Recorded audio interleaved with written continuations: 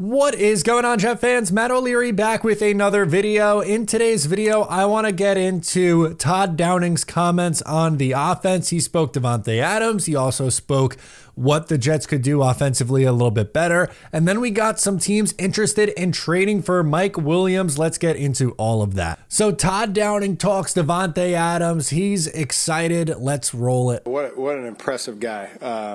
Pro's pro. His preparation has already been noticeable.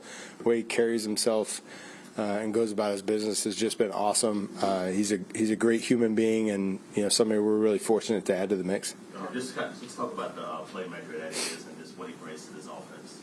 Yeah, I mean, obviously he's dynamic with the ball in his hands, right? And so finding ways to get him the football, is going to be fun to do. And just I think his understanding of the game, his savviness, his football IQ, knowing where he fits in zones, knowing how to attack defenses, diagnosing coverages, I think that's all, a premium. I know Devontae's over 30 and it's another veteran on this team, blah, blah, blah. He's past his prime, the whole thing. I get it. I'm still excited for Devonte Adams to make his Jets debut. Maybe I'm the sucker. Maybe I'm just a sucker for being excited about Devonte Adams lining up for the New York Jets. But on Sunday Night Football, when they do the player intros and when they're talking about our New York Jets, some names that we're going to hear: Aaron Rodgers, Devonte Adams, Garrett Wilson, Breece Hall on the player intros. Tyron Smith too. I know he's been bad, but still, these are legendary guys in the game. So I am looking forward to Devonte making his New York Jets debut. I don't think this is something that's going to take him a while to build up. Be like, you're not going to get a real productive Devonte for another 3 weeks. No, he already has that built-in chemistry with Aaron Rodgers. He's going to come in. It's going to be seamless, and I think it's going to be a lot of fun. Now, Todd Downing also wants to spread the love on offense, and I love this quote from him. As a chef, you would want a bunch of ingredients, right? You wouldn't want to stand in a kitchen and be looking for something in the cupboard. So it's a good problem to have that we have all these really cool ingredients. I think you have to be intentional about making sure guys understand where they fit in the plan, because then they get ownership of it and they can get excited about certain plays, or they can get excited about their role. And that's the challenge for a coaching staff, right? You have all these very talented weapons. Now it's figuring out how you're going to make sure that everybody feels their piece of the pie. Truly, I don't think the Jets now have to just funnel their entire offense through Devonte Adams. He is probably going to lead the way in receiving targets, which is fine, but you also have Garrett Wilson, you also have Allen Lazard, and you also have Breece Hall. I think those are going to be the top 4 guys for the New York Jets. Mike Williams, I think, is taking a back seat. We'll get into him in a second of why that is. He did return to practice today, which is good news. And how could you forget Braylon Allen? They got to be able to utilize him as well, get both backs going on the ground. I think the potential for this offense is really good. And I don't know if we'll see a monster showcase this week against the Pittsburgh Steelers. That defense is very stout. They're very difficult against the run. They have a very good pass rush. So I am honestly just looking for them to continue to build off of what they did. They increased the motion. Their play design was a little bit more intricate, or their use of motion, I guess, like having Breece Hall out wide and motioning him in the backfield or vice versa. Little things like that, I just think adds a new wrinkle to the offense, which you'd absolutely take after what we watch from Nathaniel Hackett week after week. Guys, I want to talk to you about the newest sponsor of the channel, Cornbread. Cornbread offers the first USDA organic CBD gummies in the USA. I have the berry CBD gummies right here with me. I've been enjoying them so far. Their CBD gummies are the highest quality full spectrum gummies on the market for stress relief, better recovery, and improved sleep, which I think is what I've benefited the most from, is the improved sleep.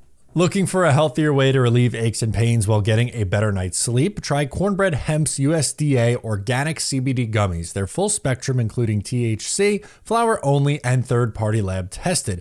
If you want to give Cornbread a try, they're giving my listeners 30% off your first order. Just visit cornbreadhemp.com/O'Leary and use promo code O'Leary at checkout. That's cornbreadhemp.com/O'Leary and use the promo code O'Leary for 30% off your first order. This is the good life. After acquiring Devonte Adams, the Jets seem like they have made Mike Williams available via trade, and there are 3 teams currently interested.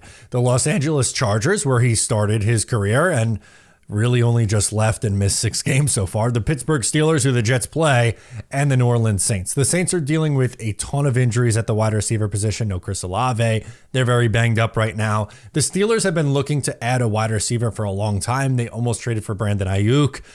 Clearly, like, you're not going to trade him to the Steelers that haven't played this week, but I would not be surprised to see them involved. And lastly, the Chargers have been, solid. They got off to a pretty good start so far, but they are missing another quality receiver, and he has that chemistry with Justin Herbert. So I think that's probably his best option, but I don't think the Jets would be getting a whole lot for Mike Williams. He's on an expiring deal. He hasn't really produced. He's probably a late day 3 pick kind of a thing, or some sort of pick swap. Again, I don't think you're going to get any sort of crazy value for Mike Williams.